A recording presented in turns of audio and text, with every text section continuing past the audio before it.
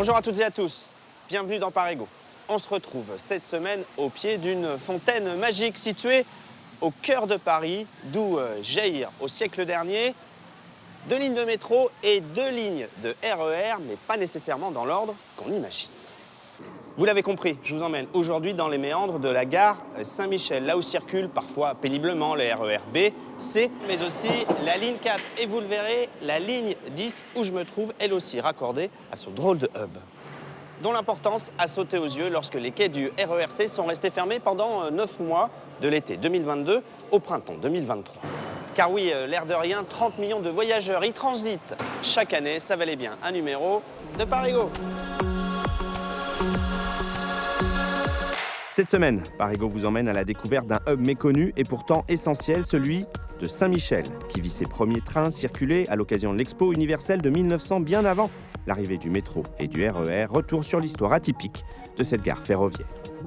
Nous reviendrons aussi sur le récent spectaculaire lifting des quais du RER C, désormais baignés de lumière naturelle, et ce, pour la première fois depuis la grande crue de 1910.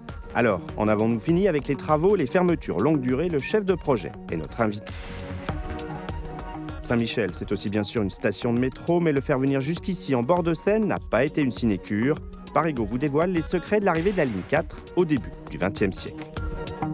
Enfin, vous découvrirez que la station Cluny-la-Sorbonne, fermée pendant 49 ans, a été rouverte au public à l'occasion de l'arrivée du RER B à Saint-Michel en 1988. Elle est désormais pleinement intégrée au hub, mais les correspondances entre les 4 lignes demeurent tortueuses, aux grandes dames des usagers.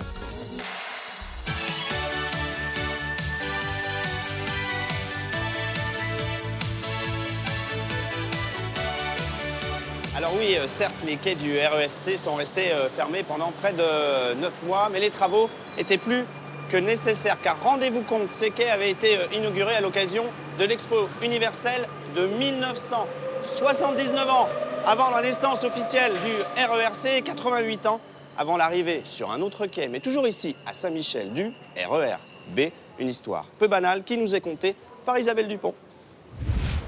Elle fait le bonheur des touristes et des 32 millions de voyageurs qui s'y croisent chaque année.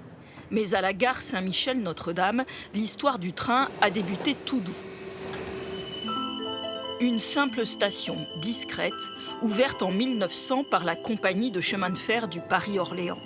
À l'époque, ces trains sont terminus en gare d'Austerlitz. La compagnie veut les prolonger pour un grand événement.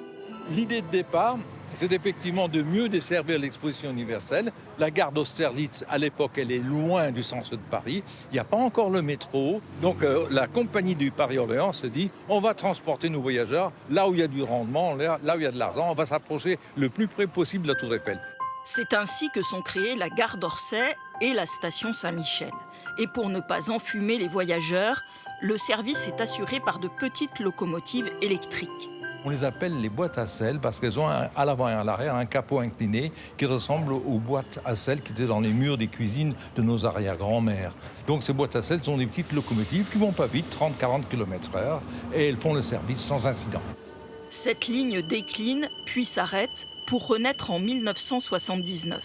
Un tunnel creusé entre Orsay et Invalides donnera naissance au RER C. Invalides-Orsay, à Paris, c'est l'aboutissement d'une réalisation des plus importantes de la SNCF en région parisienne. C'est aussi à la fin des années 70 qu'un autre tunnel est creusé sous le boulevard Saint-Michel, beaucoup plus profond. Je vais dire entre 25 et 30 mètres de profondeur par rapport au sol. Pourquoi? Parce que le tunnel passe sous la Seine, passe sous le RER C, à côté de la ligne 4, vraiment très profondément. Le tunnel relie la station Luxembourg à Châtelet, mais sans arrêt intermédiaire à cause de la pente. Cette pente était tellement forte que, vu les matériels roulants de l'époque, on n'a pas pu créer d'arrêt à Saint-Michel-Notre-Dame, étant donné qu'après un arrêt de ces trains, le redémarrage n'était pas complètement fiable. Il faudra attendre 1988 pour la création de la gare Saint-Michel sur le RER B. Endeuillée en 1995 par un attentat à la bombe qui fit 8 morts, la gare RER Saint-Michel est devenue aujourd'hui l'une des plus importantes du réseau régional.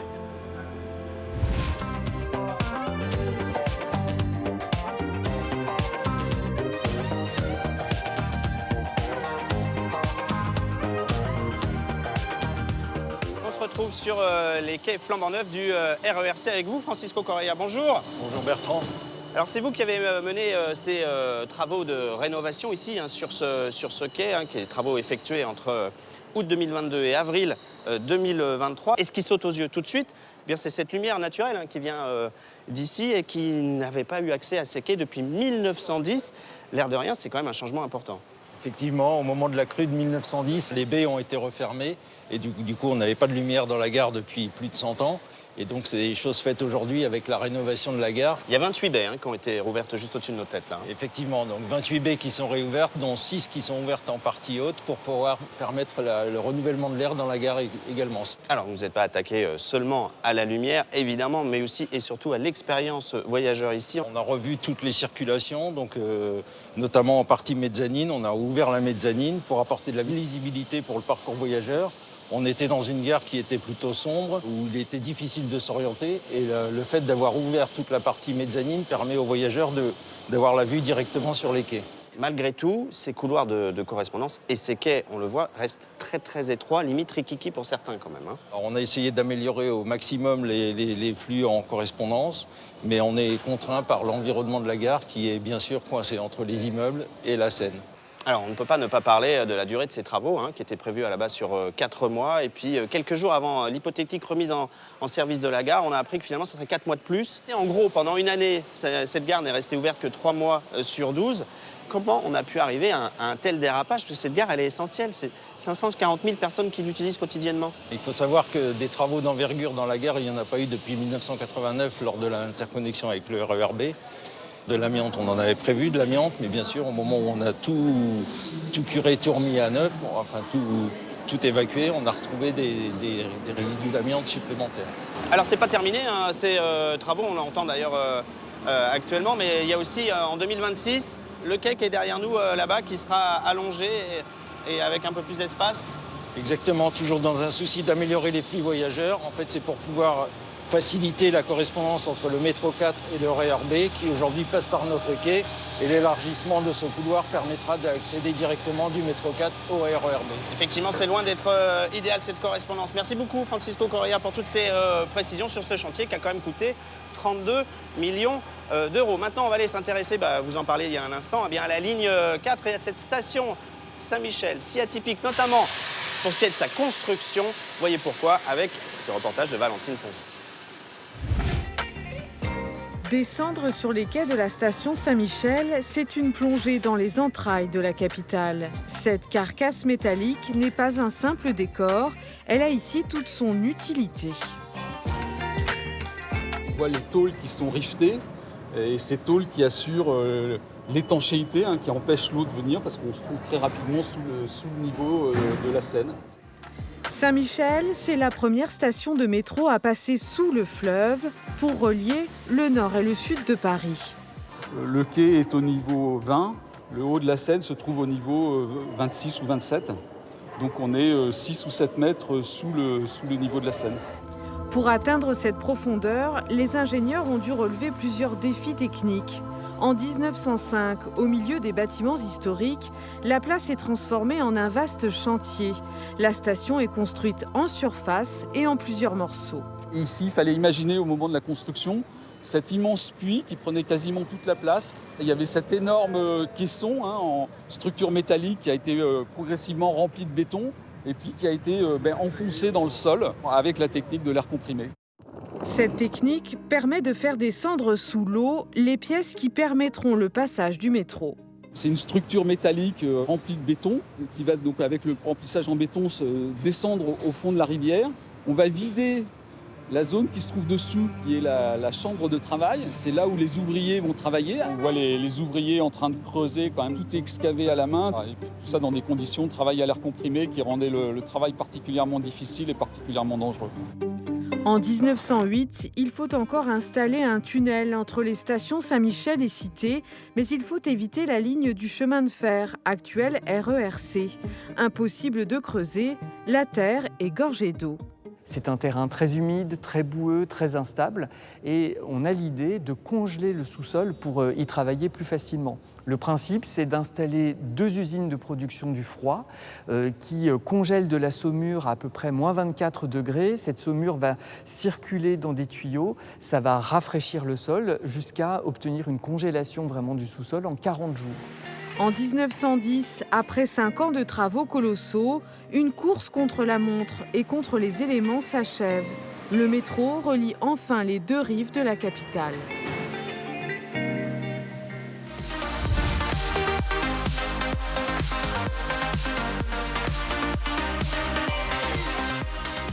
Bonjour Marc Pellissier, vous êtes président de la FNOT Île-de-France. On se retrouve ici dans le couloir de correspondance entre le RER B et Cluny-la-Sorbonne, qui est juste derrière de la ligne 10. Et ça tombe bien parce que je voulais continuer à parler métro avec vous, Marc, et notamment de cette curiosité de cette station Cluny-la-Sorbonne, station fantôme pendant près de 49 ans et qui a été rouverte seulement parce que le RER B est arrivé ici, c'était en 1988. Oui, donc on voit l'utilité parfois d'avoir créé des stations qui sont restées endormies et puis finalement eh bien, qui servent pour avoir cette correspondance bien utile entre le RER B et la ligne 10, même s'il y a quand même pas mal de couloirs.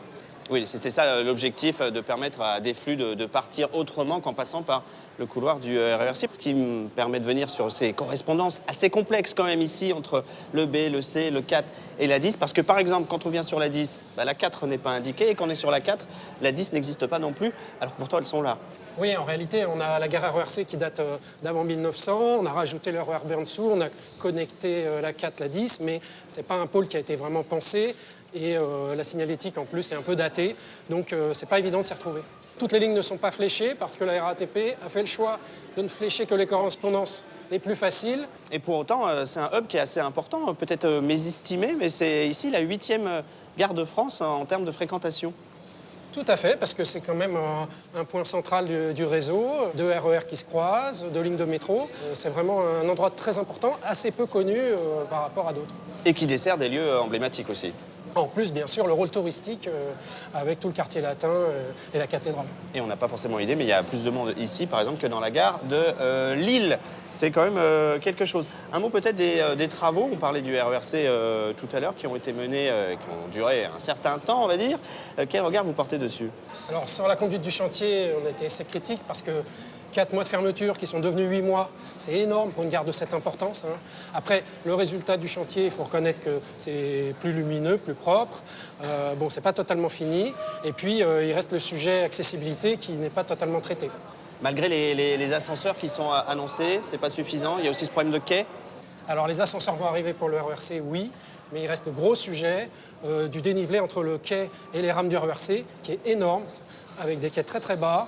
Et comme c'est en courbe, on nous dit qu'on ne peut pas faire grand-chose, mais il faudrait quand même vraiment s'attaquer à ce sujet parce que c'est un point noir vraiment du RERC.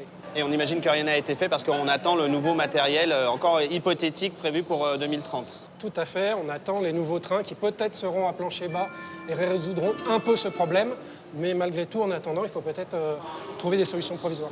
Merci beaucoup Marc Pellissier d'être venu dans Parigo. Voilà, c'est tout pour aujourd'hui. J'espère que vous en savez maintenant forcément un petit peu plus sur cette gare et cette station Saint-Michel. Nous on se retrouve la semaine prochaine, même jour, même heure. Passez un très bon week-end. Salut!